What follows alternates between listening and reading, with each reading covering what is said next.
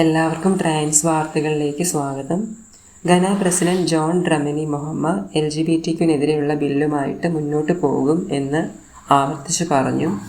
Human sexual rights and family values എന്ന ഈ bill കൊണ്ടുവന്നത് 2021 2024 ഈ ബില്ല് പാർലമെൻറ്റ് അംഗീകരിച്ചത്.